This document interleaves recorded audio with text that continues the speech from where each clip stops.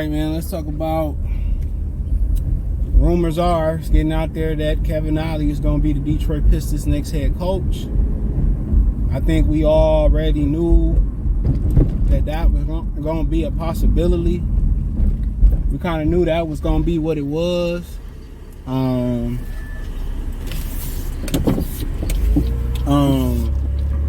thought, he was the one I liked the most at first when I heard the three names. I don't know much about Charles Lee Steele, but what I read on Wikipedia. But the more I started reading, the more I kind of really liked Jarron Collins. Just his background and some of the coaches he played for was groomed by. So I kind of really was like, man, I liked him a lot. And this is story, his background. But Kevin Ollie, a good coach, played in the league, was a point guard. He played in Philly, played a couple places. Was the head coach at UConn, won a national championship. On top of all of that, he won that settlement money for wrongful termination from UConn. I think the NCAA allegedly did I just say allegedly because I don't have it in front of me. They did a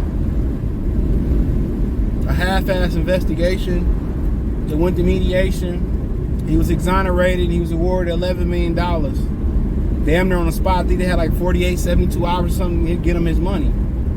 And so, he has a relationship with Troy Weaver. All three of the final candidates have relationships with Troy Weaver. So that's something to think about, all three candidates. So he wants somebody that he's familiar with, that he worked with, and that's how he's going to go out.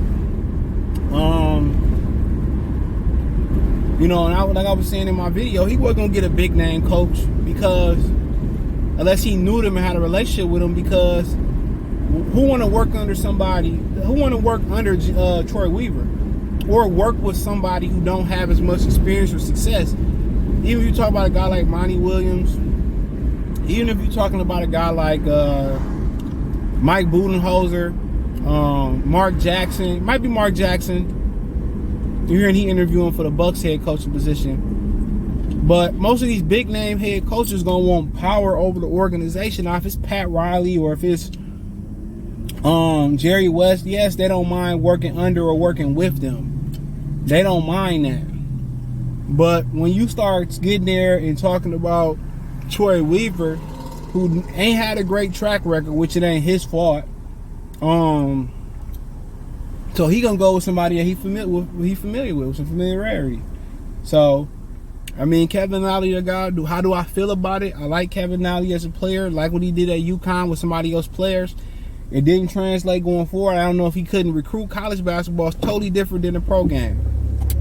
You gotta recruit, and a lot of times you're recruiting versus shady ass characters. You know what I'm saying? You're recruiting versus shady ass characters. So that's a problem. You're recruiting versus shady ass characters. A lot of your favorite coaches was paying for play. So we can't necessarily translate, he couldn't coach or he couldn't win in college to what he gonna do in the pros from a recruiting standpoint.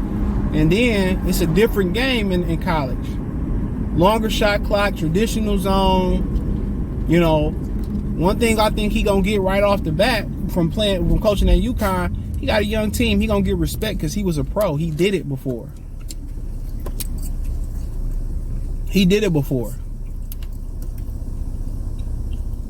So he gonna get respect just off of that. So I think he's a good guy for the job. Not saying he the perfect candidate for the job, but I think he a good guy for the job. And we'll see what he can draw up. But some things that he gonna have to check the box on. Everything, development, offense, defense.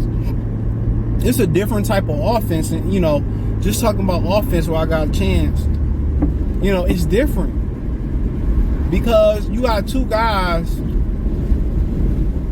who good at distributing the basketball, who good at attacking the rim, who have to improve as shooters, So first and foremost, he gonna have to have the right.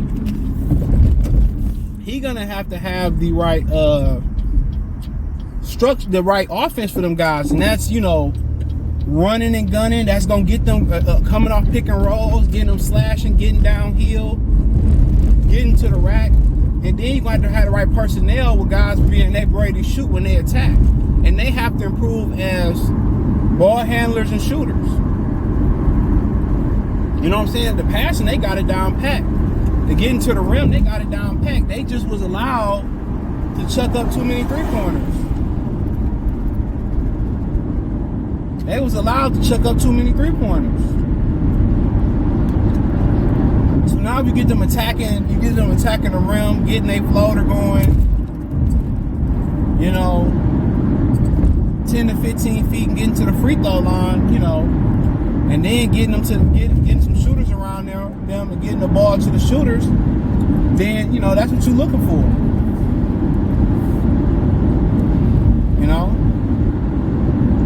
And they need to be playing with pace. And then defensively, I think that might personnel wise, if they get a Cam Johnson and a Victor Wilder Banana or something like that, he might have an easier job doing defense. All athletic, all long, athletic lineup, fast. That's something that they should be able to lean their hat on, honestly. So he got to do the job: development, defense, offense. And I think offensively, man, I think that might be the trouble part because of the personnel. And Cade and Ivy got to become better 3-point shooters. But my thing about this, they ain't got to shoot it. Get to the rim. Get the three the old-fashioned way. Get guys in foul trouble. It ain't too many Akeem Olajuwons and Dikembe Mutombos out there anyway no more. I would love to see them really kill the paint like Tony Parker did and kill the mid-range game like Tony Parker and Rip Hamilton did. He let, the rest of them dudes, shoot and stretch the floor as you busting it in and out. But number one thing, I think the philosophy got to be playing to their strengths. Athleticism, getting to the rim. And then I would think play with pace. They should be running guys up out the gym. With their athleticism, their youth, they spry legs. So, we'll see. But the rumor is Kevin Ollie seemed to be that guy. Now, we might not get an announcement until after the lottery, but that's Weaver's preferred choice. Now, Tom Gores might like somebody else. Guess what? Tom Gores writing a check. But I don't think he that type of owner that's going to overrule. Only way he going to probably overrule it if a senior advisor or the league call in and say, well, don't hire this guy.